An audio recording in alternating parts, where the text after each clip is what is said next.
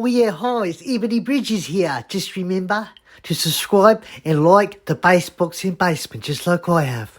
Mwah. Yeah, hello. Time for another video. So, yeah, tonight is Saturday. I can't remember the date, April to something, and 2nd. And I think Savannah Marshall is fighting tonight. So I thought I'd do a little bit on that. You know, much as I don't like women's boxing, Savannah Marshall's a bit. I would say she is probably the most interesting of the women, yeah, in the sense that she's got 11 wins and 9 KOs, right? Now, I don't see a woman who usually has more than 10% KO ratio, 20% KO ratio, and they're always against bums. Now, Savannah Marshall, by the way, you know, she's not exactly fought like killers, you know, but there are not a lot of killers around in female boxing. In fact, there are none. But, you know, at least she knocks a person out, you know. But her last fight, she had some African, and, you know, it just looked like she'd never thrown she'd thrown a bit of a punch. She wasn't that bad, but, you know, you know what? If you had an amateur boxing club and it was males, you'd be like, yeah, well, look, maybe you should train for another 6 months before, you know, you should have a fight. That kind of standard. So, you know, I'm not going to get too big on Marshall. She's knocked out 9 girls out of 11, you know, and it's 2-minute rounds, and you know what, at least there's some interest there. And that's what I mean, like, if women's boxing started to raise its level, and then bitches would start to knock each other out, you know, it might be worth watching a couple of fights, yeah, but not now. So Marshall, I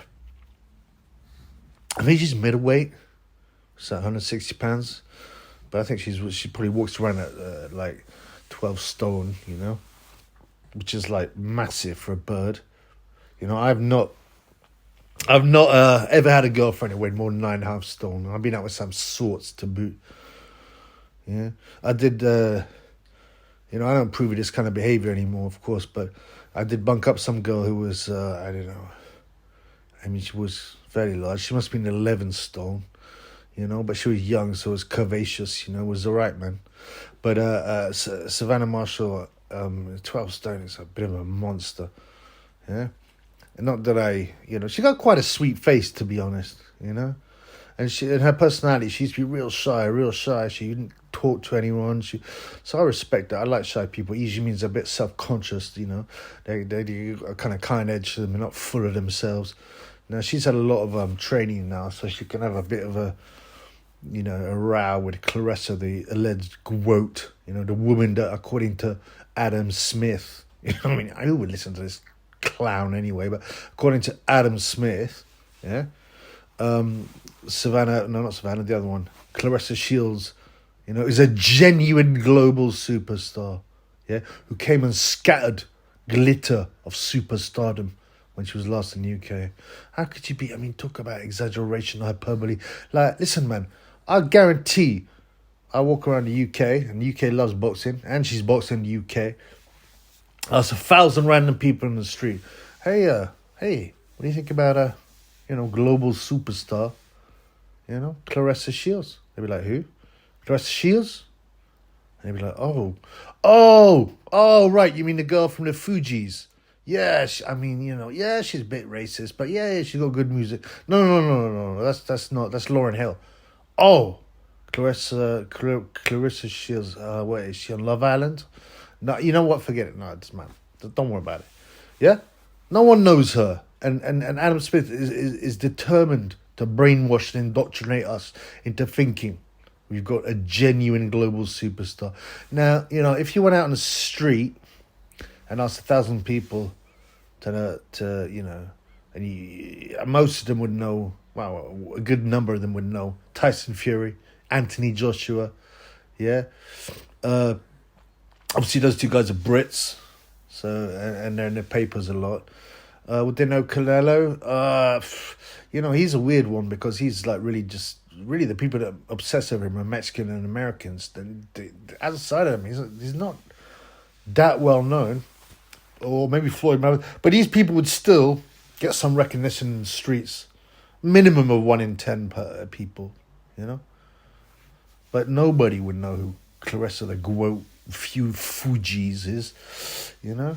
It's just pathetic, man. It's pathetic. But Savannah Marshall is, you know, so that I don't know if it's pay-per-view. She needs to get through this contest against some a Dutch rug muncher who can't punch, and she no doubt she will, as she's like 20-1 on favourite, and then she's fighting this alleged superstar, global superstar, you know, Clarissa Shields, and you know what? I think they're going to put it on pay-per-view. Tragic though it is. I mean, I can't imagine it would do good numbers unless, you know, they co-featured it with someone like, I don't know about the promotional aspects, but someone with a name like maybe Conor Ben, even though he's not huge. But yeah, I mean, like, you know, come on, man. You know, it's just the women's pay-per-view. You know, come on, man. I wouldn't buy that. I would refuse to buy that. And I buy almost every pay-per-view because I just love boxing. And, you know, if there's a half-decent fight, I want to watch it, you know. It might cost me 20 quid or whatever, but you know what? I sit there, get a few cans of beer. It's £25 a night, yeah. Well, it's usually on Saturday. Now, Saturday, if there's nothing going on, I'm going down to the pub or the club, yeah. And before you know it, I've spanked like, you know, £50, £100. Now, I don't do the sniff, you know, at least not now. But people do, you know, they'll happily, you know, dish out £60 for a packet, half of which to give away, to show off and to desperately find some coke hole they can smash, you know. Then an extra £40-50 on drinks. And these are the same people that complain about, whereas I'm staying in and I'm watching like a couple of good fights, half-decent fights, you know. I sit on the internet, slag them off, whatever. I have a few beers, eat some nice homemade dinner, you know. It's not... I actually save money when it's a pay-per-view tonight, yeah. But this, come on, man, I got no interest.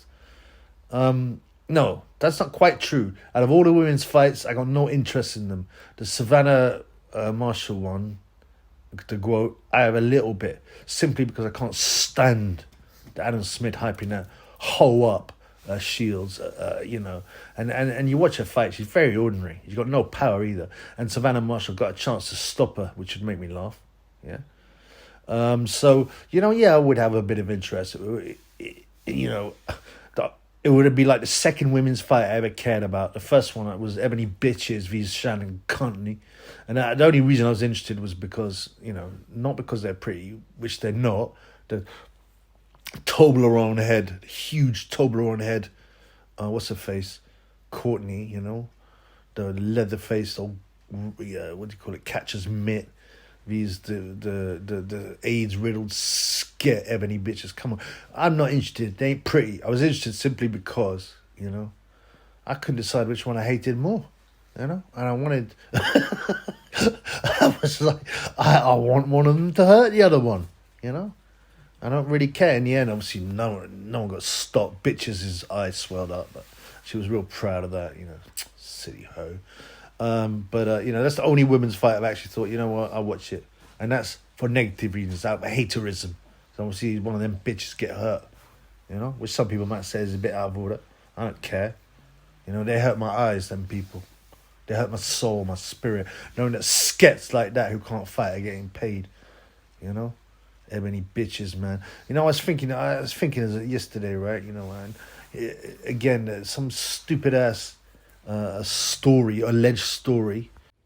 Yeah, and like, so this Ebony bitch has got this new story in the Daily Star, which obviously she would have released, you know. She didn't just whisper it by mistake, yeah. And she's going on about, now since she became famous, yeah, right, you know, basically being a skit, yeah.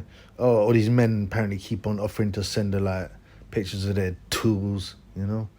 One of them saying, like, apparently, oh, here's a picture of my little tool. Can I send you a picture of my little tool? It's just pathetic, man. I mean, is it true? Possibly. You know, there's some weirdos around, no doubt. But, you know, talking about that. And I was thinking, you know what? Like I said before in my other video, yeah, that girl definitely smells bad, especially in the private region. Right? I was just thinking, I couldn't sleep. I was writing some notes for my video, and I thought, you know what, like obviously, like Ebony Bridges has been turned out by half of Australia, yeah, and a pom-pom must be like, do you know what a fool's gold loaf is, right? A fool's gold loaf was invented by Elvis Presley, because he just had everything, women and money, and then he turned to food and alcohol and drugs. He did, but food, I think, was his favorite. He used to make a fool's gold loaf, right? So get a huge loaf of bread, not sliced. He sliced off the end, one end of it, the crust, and he'd pull out, all the dough out of the loaf. So there'd be this huge, probably in diameter, like 5-inch diameter, round kind of hole in the loaf. Then he'd stuff the hole full of peanut butter, like a jar, maybe two, and like 2 pounds of bacon, and eat it all in one sitting. Now that's what I imagine Ebony Bridges' pom-pom is like. It's like the fool's gold loaf, like that.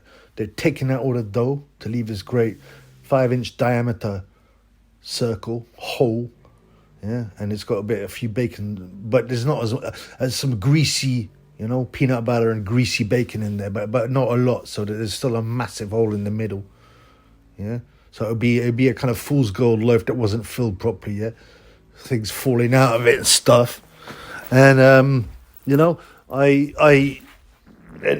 you get a man, and she's lying down or whatnot, and he gets on top of her, and he starts to do the business. He starts to smash Ebony's fool's gold loaf, and then it's an old thing, innit? It's like throwing a frankfurter down a well. The well might be well lubed, but it doesn't matter because the frankfurter is not hitting the sides, and he's sort of wiggling about, trying to get some rhythm going, trying to get a bit of friction, on his frankfurter. And then, but all the time he's doing this, right? Ebony Bitches, you know what kind of girl she's like, She's the kind of girl that has to put in a performance in bed every time. Not meaning she's good, like overacting, like screaming at her, oh yeah, oh yeah, you can do what you want to me, give it to me, in a stupid Australian accent. Oh yeah, and the man is like trying to concentrate, trying to get some kind of friction on his frankfurter, and he's not getting any because the fool's gold loaf is so wide, and but he manages to hit the sides a couple of times, and then he's starting to maybe get some heat in there, and she's swinging her head back and forth. Oh yeah. A stupid blonde ponytail smacking back, a stupid look in her face, and it's like she's acting, It's like she's acting, and like this is how I imagine it anyway. So the fella's like, you know what? F this, man. I know what I'll do. I'll turn her around, into the doggy fashion position, because then the legs are closed, so it's tighter. You understand me?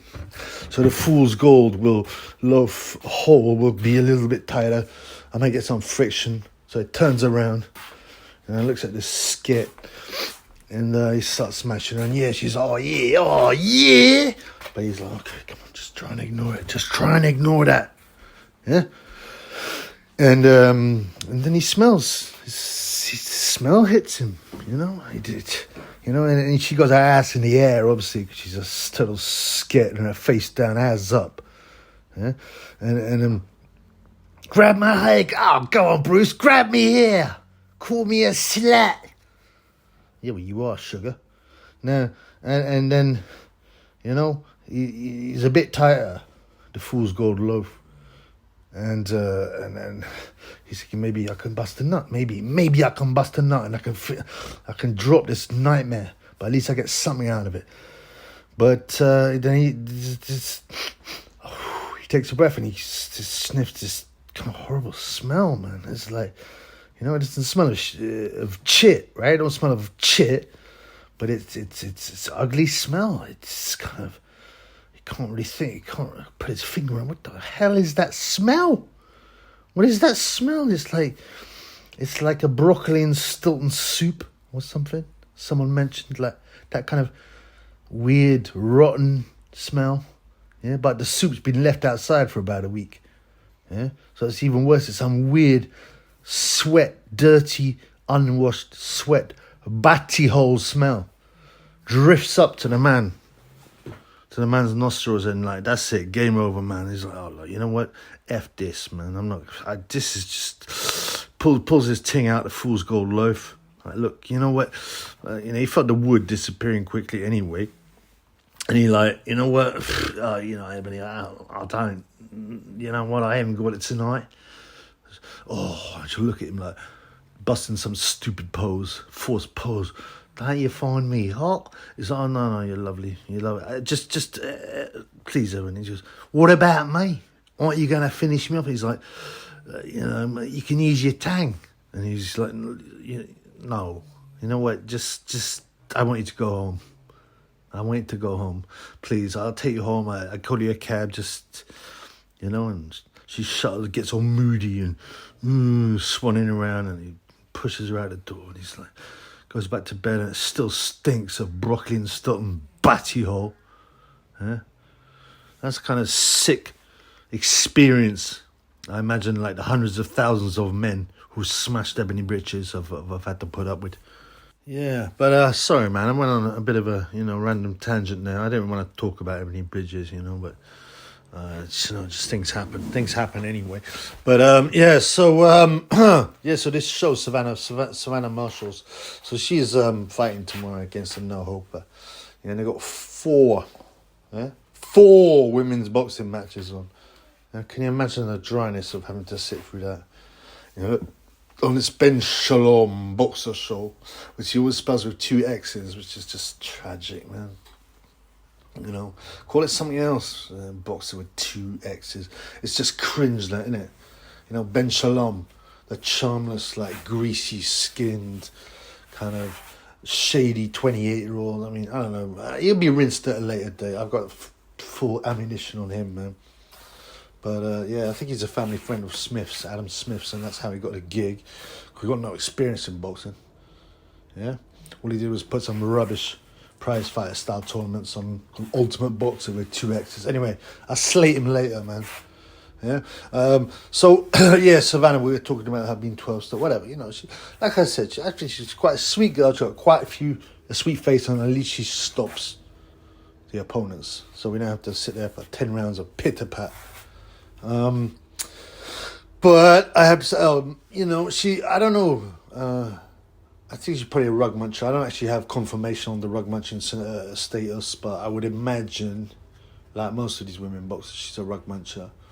But I don't know where she's open about it. I think she's a traveller as well. So, I don't think it's like the most acceptable situation to be in. You don't get your caravan, yeah, and live with another rug muncher in the caravan, on the side. There may be instances of this, but I don't think it's a done thing. It's a Christian community, you're not into rug munching. But whatever. I don't think I'm going to watch it. Obviously, I'm not going to watch the show. I don't have Sky. I waste my money. Give it to them pussy-holes and Murdoch. But I do have Now TV. So if there is ever a non-pay-per-view boxing show on that's worth watching, which is exceptionally rare on the Sky, and then I'll get the day pass or whatnot and watch it. So it's kind of pay. It's like $9.99, for a match, but for a show. But you know what? As I said, she did that one down the pub, which costs a lot more. This one, no way. There's no way on earth. There were a couple of men's fighters I'd be interested in seeing, but they've pulled out now. Nathan Gorman was one of them. I don't know. I can't remember what the rest of the undercard is, but what I do remember is that it didn't excite me. There's one fight on it that's competitive and interests me. A Florian Marku, who's like some Albanian dude who allegedly sells lots of tickets, and he's the Albanian Johnny Fisher ticket seller. It's probably Albanians are a bit nuts, aren't they? They run the drug trade and things in parts of the UK. He's fighting this guy called, I think it's Chris Jenkins. He's tall. He's not a bad fighter. He's the underdog, 3-1 underdog, but people are saying it's quite an even fight. He's an alleged character, Marco. He's not that great or anything. They're welterweights, right? And this is the thing about women's boxing, right? Now, Savannah Marshall is alleged one of the best women's boxers, pound for pound, and world champion. Florian Marcoux would be lucky to win an area championship. I think he's that level. Area would be right. Yeah, and he's like more than a stone or a stone and a half less than her. Yeah. Now, I would bet anything I had, anything I had, that if you dragged Marcoux at that weight and put him against Marshall at that weight, yeah, in a intergender fight, Marcoux would knock her out in a couple of rounds. One round, probably, yeah. That's the difference between women's boxing and men's boxing. So, there you go. Anyway, yeah, enjoy your night. Yeah? I know what you guys are doing. I don't know either. I'm not drinking, so I'll probably get a stream or something and watch this thing out of the corner of my eye, because there's nothing good going to come of it, right? Unless, by some fluke, we get a good fight between Marcoux, maybe, yeah. But the Marshall fight should be one-sided anyway, not that I'm interested. So, that's my night. It's boring. I'll probably make a few more videos just to pass the time. Anyway, thank you. Yes, take care and subscribe, like, and all that stuff if you haven't already. Cheers.